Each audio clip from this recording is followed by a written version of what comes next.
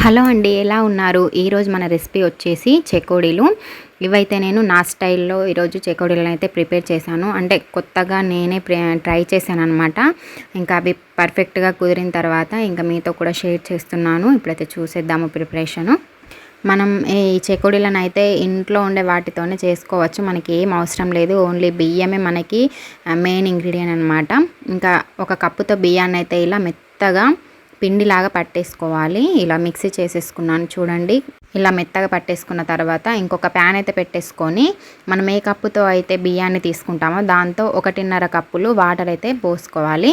మనం ఇంకా ఇందాక పిండి ప్రిపేర్ చేసుకున్నాం కదా మెత్తగా, అందులో నుంచి ఒక 4 టేబుల్ స్పూన్ల పిండిని అయితే పక్కన తీసి పెట్టేసుకొని ఇంకా మిగతా పిండిని మొత్తం ఇలా కొంచెం కొంచెం వేసుకుంటూ వెసర్లోకి ఇంకా కలిపేసుకోవాలి బాగా. ఇలా వాటర్ అయితే మనకి ఎసరు రావాలన్నమాట. ఇలా వేడిగా అయిపోయిన తర్వాత కొంచెం కొంచెం పిండిని యాడ్ చేస్తూ అయితే మనం కలుపుతూ ఇలా మొత్తం దగ్గరికి వచ్చే వరకు కలిపేసుకోవాలి. చూడండి, ఇంకా పిండిని అంతా వేసేసుకున్నాను. ఇది ఇంకా ఒక 2 మినిట్స్లోనే మనకి తొందరగానే దగ్గరికి అయితే వచ్చేస్తుంది. ఇంకా ఈ విధంగా అయిపోయిన తర్వాత ఇంకా స్టవ్ అయితే ఆఫ్ చేసేసుకోవాలి.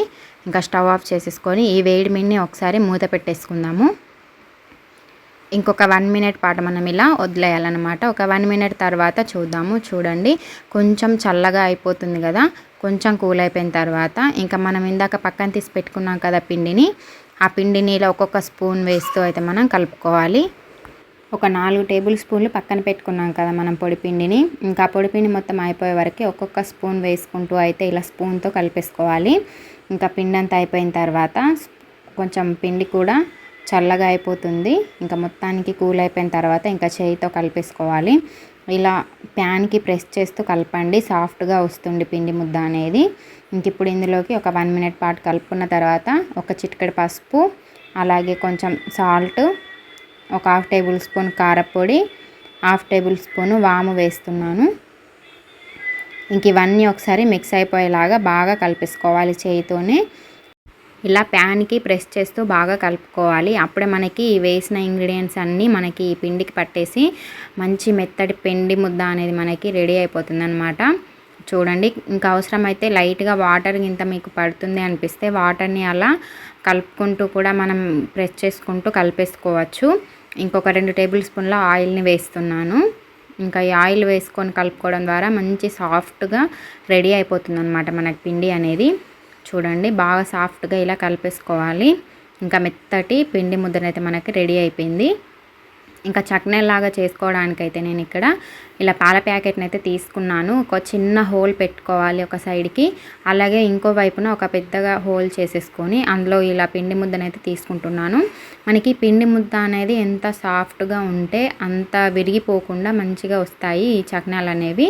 అందుకే సాఫ్ట్గా వీలైతే ఇంకొన్ని వాటర్ యాడ్ చేసుకొని మంచిగా కలిపేసుకోవాలన్నమాట. ఇంక ఇలా చట్నీలాగా ప్రిపేర్ చేసుకోవడమే, మనకి ఈజీగా వచ్చేస్తాయి చిన్న హోల్ పెట్టేసుకుంటే. ఇంకా అన్నీ అలా ప్రిపేర్ చేసేసుకొని ఇంకా వేడిగా ఉన్న ఆయిల్లోనైతే మనం వేసుకోవాలి.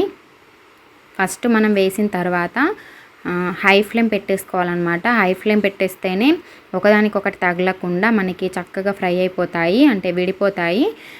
ఒకసారి అలా స్పూన్తో టర్న్ చేసుకున్న తర్వాత ఇంకా మీడియం ఫ్లేమ్లో పెట్టేసుకొని అయితే మనం ఫ్రై చేసుకోవాలి.